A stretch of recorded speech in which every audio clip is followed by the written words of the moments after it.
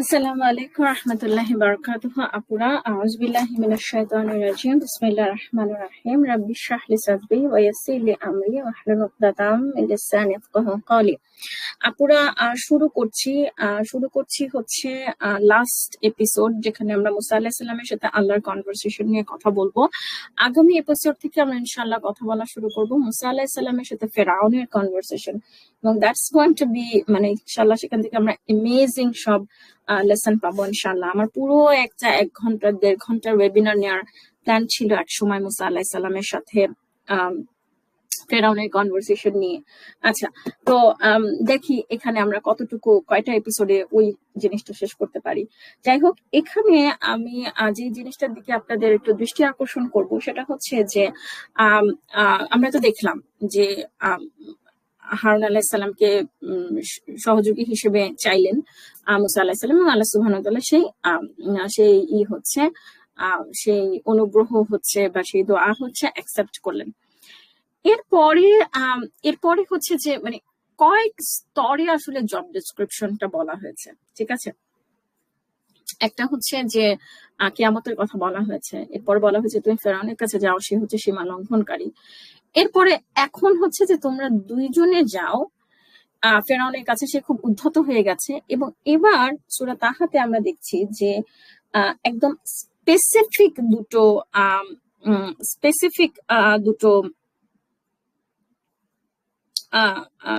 মানে স্পেসিফিক দুটো ইনস্ট্রাকশন ছিল। একটা হচ্ছে যে তোমরা মানে তার কাছে যাও এবং বলো, আমরা উভয়, তোমার যেটা 47 নম্বর আয়াত আপনারা দেখতে পাচ্ছেন সূরা তাহার, যে তোমরা তার কাছে যাও এবং বলো আমরা উভয় আল্লাহর প্ল্যান, মানে তোমার পালন কর্তার প্রেরিত রাসূল, অতএব আমাদের সাথে বনী ইসরায়েলকে যেতে দাও এবং তাদেরকে নিপীড়ন করো না, ঠিক আছে। মানে একটা হচ্ছে যে সে ইসলাম গ্রহণ করবে অথবা বনী ইসরায়েলকে তার সাথে যেতে দিবে।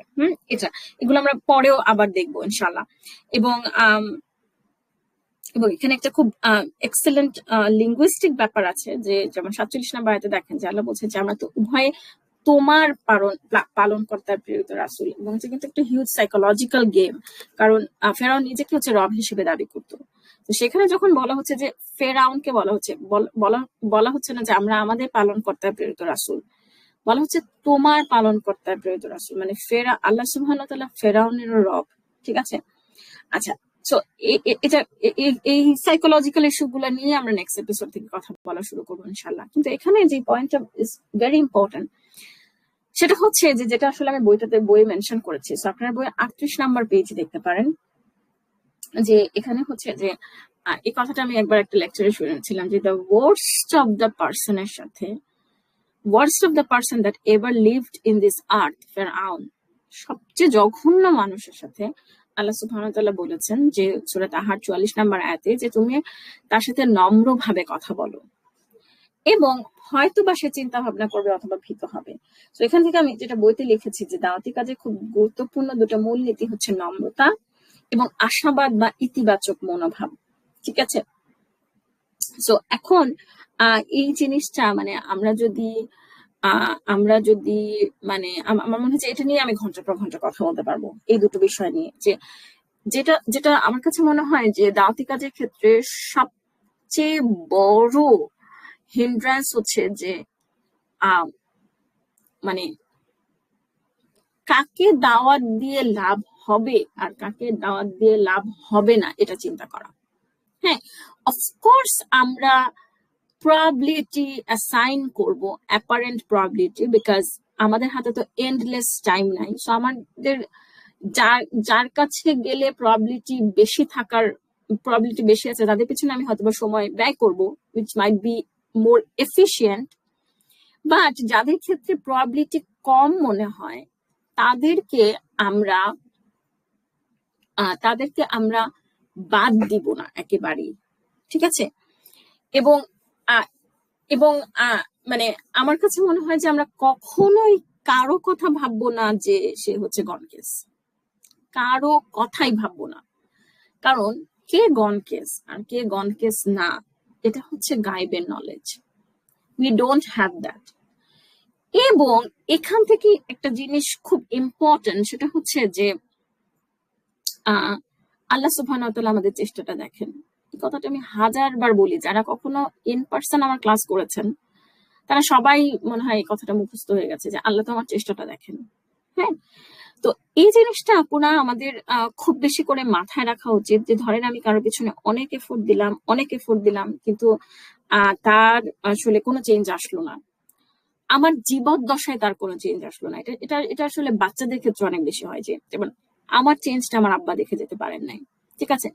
সো হয়তো আমার জীবদ্দশায় আমার কাছে একটা ফেইলিওর প্রজেক্ট মনে হবে, কিন্তু আমার আব্বা আমার প্রতি যে এফোর্ট গুলো দিয়েছেন, সেটা আমার স্পেশালি আমার জন্য যে দোয়াটা করেছেন, I don't think that was a loss project. Of course that was not the loss project.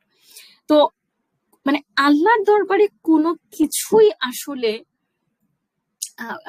মানে কোনো কিছুই আসলে মানে ব্যর্থ হয় না। মানে অফকোর্স আল্লাহ সুবহানাহু ওয়া তাআলা আমাকে রিওয়ার্ড দিবেন, here or in the hereafter. আরেকটা যেটা হয়, যেটা আমি আপনাদেরকে কৃতজ্ঞতার প্রশ্নে বলেছিলাম, যে 1-to-1 হয় না। আমি যার জন্য যাকে হেল্প করব, নট নেসেসারিলি সেই পার্সনটা আমার বিপদের সময় আমাকে হেল্প করবে। আল্লাহ সুবহানাহু ওয়া তাআলা অন্য কাউকে আমার সাহায্যের জন্য পাঠিয়ে দেবেন।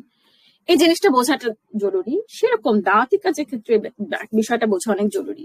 আমি নিজে যেহেতু অনেকটা মানে বেশ কয়েকটা বছর দাওয়াতি কাজ করার চেষ্টা করেছি, তো আমি দেখেছি যে হয়তোবা কোনো মানুষের পিছনে আমি অনেক সময় দিচ্ছি, আমার জীবদ্দশা আমি কোনো কারো চেঞ্জ দেখছি না।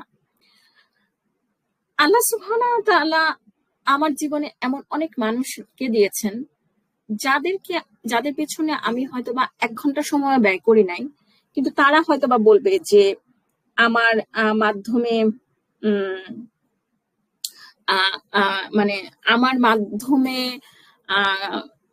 মানে কি কথাটা কি বলছিলাম, যে তারা হয়তোবা বলবে আমার মাধ্যমে তাদের অনেক চেঞ্জ আসছে, তারা হয়তোবা বলবে আমি তাদের লাইফে ব্লেসিং, বা মানে মানে তারা অনেক বেশি কৃতজ্ঞতা প্রকাশ করবে, বা তারা হয়তো আমাকে অনেক টিচার হিসেবে মেন্টর হিসেবে বলে, কিন্তু আমি হয়তো তাদের পিছনে কোনো এফোর্ট দিই নাই।